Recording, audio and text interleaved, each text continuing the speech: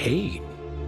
We were his proud retainers, confident in our belief that, so long as each one of us used our abilities to the fullest, progress was inevitable. Yet, King Deshret's ambition was not destined to be allowed in a closed-off world such as this, so nothing went as planned. In fact, from the beginning, there were signs an outcome of this nature was inevitable, because although there were 7 pillars, one was forever absent. Al-Ahmar would insist the Dendro Dragon Sovereign was one of us, but the dragon herself rejected that idea. Huh. Like a card you can never seem to draw from your deck. More like a card that was never in the deck to begin with. Alas, that's just who Al-Ahmar was. There was nothing we could do about that. And I always preferred chess to cards. In the end, life grew unbearable for our king. But, of course, those who remain must continue to live on. But subjects like us were less fortunate. After all, the fate of a retainer is decided by the king, including the chance to walk away. So it was then that King Deshret had Kroko, Goti, and I locked up within Aru, where we remain to this day. Kroko. Goti? Ah, of course. You're more familiar with their full names. Sobek, the Crocodile King, and Hereshef, the Goat King. And let me tell you, when it comes to chess, Hereshef was a habitual backseat strategist, always spewing nonsense from the sidelines. Well, Sobek was all too quick to take his terrible advice, to the point where I was the one who got accused of cheating. Chess is an exercise in patience, and that man couldn't sit still to save his life. He could never excel at that game. In fact, neither of them were good at chess. Even so, we played together often, and since I was always the winner, we got along quite well. What are you laughing at? Were we not good friends? No one's laughing. Paimon would never. No, not you, it's Goti. He's laughing for no reason again. Can you not hear him? Ah, right, of course you can't. The two of them are inside Aru, as am I, so only I can hear them. What is even going on here? Has he, started to lose it after being trapped for so long? That does happen to prisoners serving life sentences. Speaking of which, how's Azar doing these days? I doubt he's doing much of anything. Just what I wanted to hear. What is the meaning of this? You doubt my words? I have half a mind to not talk at all. Oh, no. They're not questioning you, Lord Ibis King, just discussing other things. Please, continue. In that case, where were we? Getting to the part about the 3 questions. Hopefully. Ah yes, we're almost there. Before I entered Aru, King Deshret said I could be released from my eternal seal if I chose humans who could provide the correct answers to those 3 questions. The first person who caught my eye was Gudars. I asked him, what causes our rise and fall? He answered, conspiracy and betrayal, for it renders the righteous and wise unable to succeed, and thus nations fall.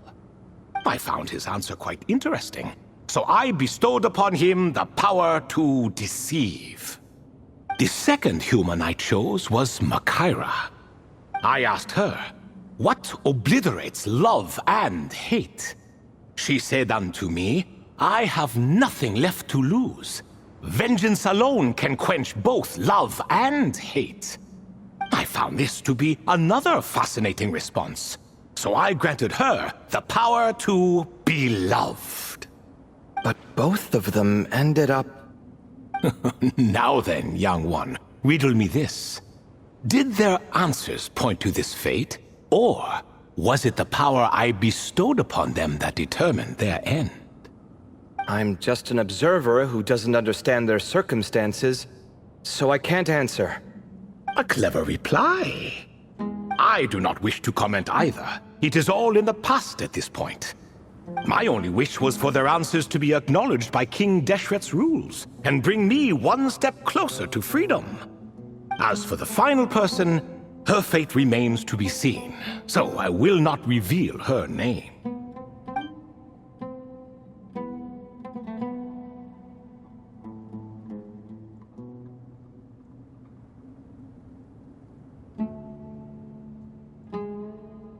I asked her, what determines truth and falsehood? And found her answer quite compelling, so I bestowed upon her a gift to match. As you can see, however, I have not been freed, so it's clear the answer she gave at that time was wrong. But alas, 3 people were chosen and 3 questions were asked. So now all I can do is wait. Wait until her wisdom is in line with the rules set forth by my king. Until she has found the true answer to that question. No wonder there was no third stone slab then. Or perhaps you're just not ready to include her in the story. Though that might be a generous interpretation. Well, it's not merely because her story remains unfinished. As the remaining priests of this place left or passed on, there were none left to record the events that followed. Besides, stone slabs are few and far between in the Great Red Sands. In the sprawling desert, very few things or people even manage to leave a trace. But sometimes I can't help but wonder, if that young man from several centuries ago had been willing to answer my question, would I have left Aru by now? So there was someone else? Of course, it has been thousands of years after all. All sorts of people have stumbled upon this place, but I only chose the special ones. That young man had such a singular intelligence, though his companion, by contrast, was rather average. The author of those notes we found? The student named Zandik? Ah, yes, I think that was his name. In truth, I was unsure whether I should grant him my 3rd remaining gift. He was, of course, exceedingly clever, but he was also mistrustful and narcissistic in equal measure, and there did not seem to be a line he was unwilling to cross. Too much power could be dangerous in the hands of someone like him. So I found myself rather relieved when he declined my gift. Oh, he turned you down? Did he give a reason? Yes. He said he didn't need it. I still remember the look in his eyes. Nothing stood out per se, and still I could sense contempt and disdain radiating from his gaze. I could not give an exact reason, but on instinct I just knew it would not end well to get close to a man like that. So, I tricked him. Stick close to your companion, I said. Only the descendants of Tuletula can come and go as they please. Leave him behind, and there is no escape for you. So, does that mean his companion wasn't a descendant of Tuletula? Oh no, that part was true. The lie was in the other half. Anyone can enter or exit this place. There are no restrictions.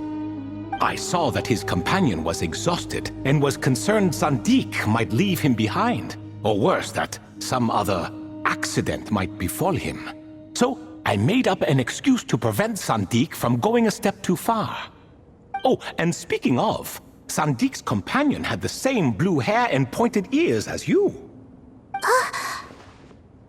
Wait, does that mean Layla's also a descendant of Tuletula? Indeed. When Hermanubis founded that city, he took in many who had nowhere else to go. Today their progeny are scattered to the 4 winds, and indeed are far more numerous than I could have imagined. So the person you protected could have been my ancestor. Yes, yes. You're very welcome for that. Could I ask another question, Lord Ibis King? Of course. I have nothing but time, I'm afraid. Did you also save me and a man named Jur? I did. You two were quite unlucky bumping into a device King Deshret once used to measure human brain power. That contact caused more knowledge than you could handle to flood into your minds. So I replaced that knowledge with simpler, repetitive information. Of course, the side effect being the same thought repeating over and over again in your mind, but that should resolve itself in time. How many moons are there in the sky? Yes, that was the phrase I used in your head. I forgot the other one, though. I believe it had something to do with food. Both were spur-of-the-moment decisions, so no need to dwell on the meaning too much. Oh, I see. Thank you, Lord Ibis King. As I said, young one, you are most welcome. If you're inclined to return the favor, perhaps you could turn off that device so no one else can trigger it? There's only so much a cat's paw can do, so I'm afraid this is something I must leave to you. Or Marak, I suppose. Oh, splendid! Another one bites the dust. Such is the fate of things here.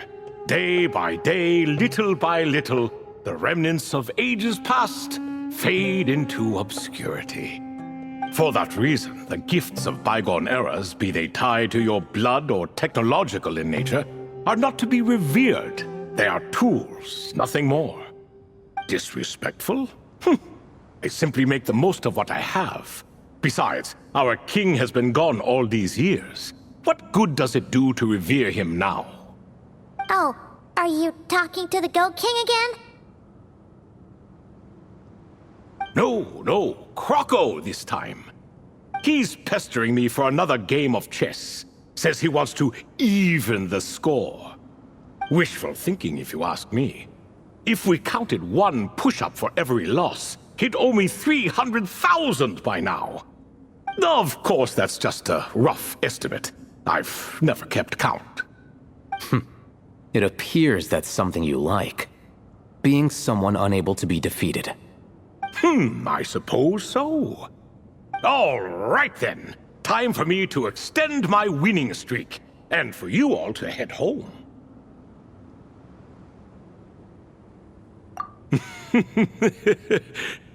In truth, deep down, I know even the answers to those 3 questions will not change my fate. But that is for me to reckon with.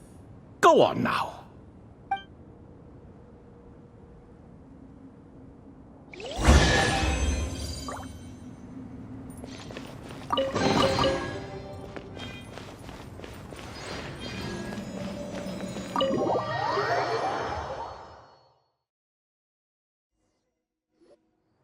Excuse me, do you even know what time it is?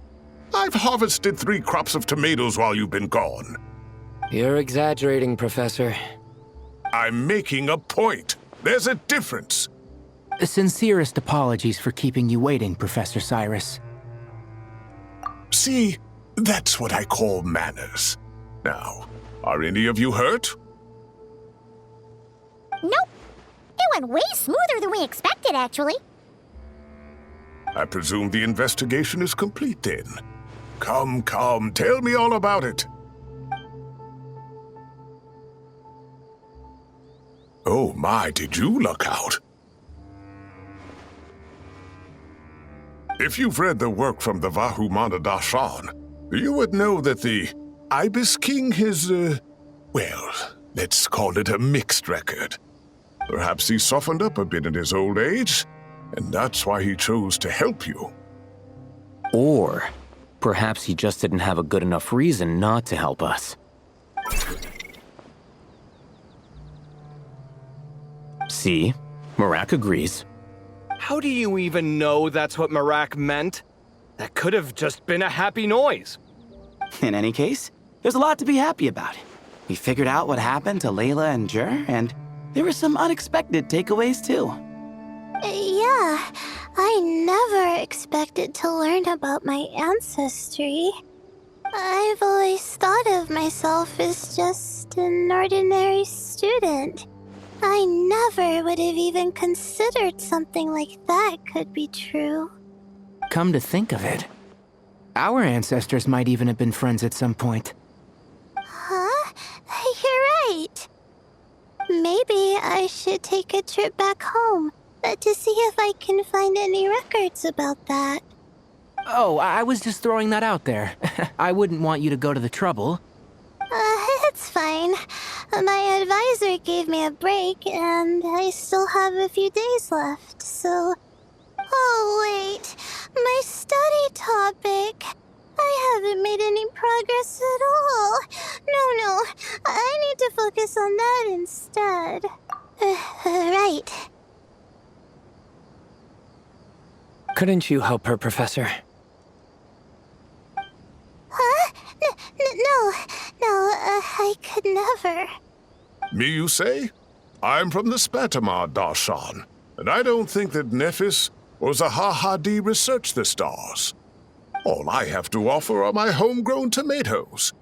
Although I suppose it's not impossible. I can ask a few old friends to recommend some interesting topics. You really don't have to. It sounds like a lot of work. Hardly. A few passing questions while we water the plants? It's no trouble at all. Thank you so much. Of course. Now it's getting late, and you all must be tired. Let's wrap things up here. Some say desert nights are the sun taking mercy on us after the heat of the day. So, let's leave while she still feels merciful.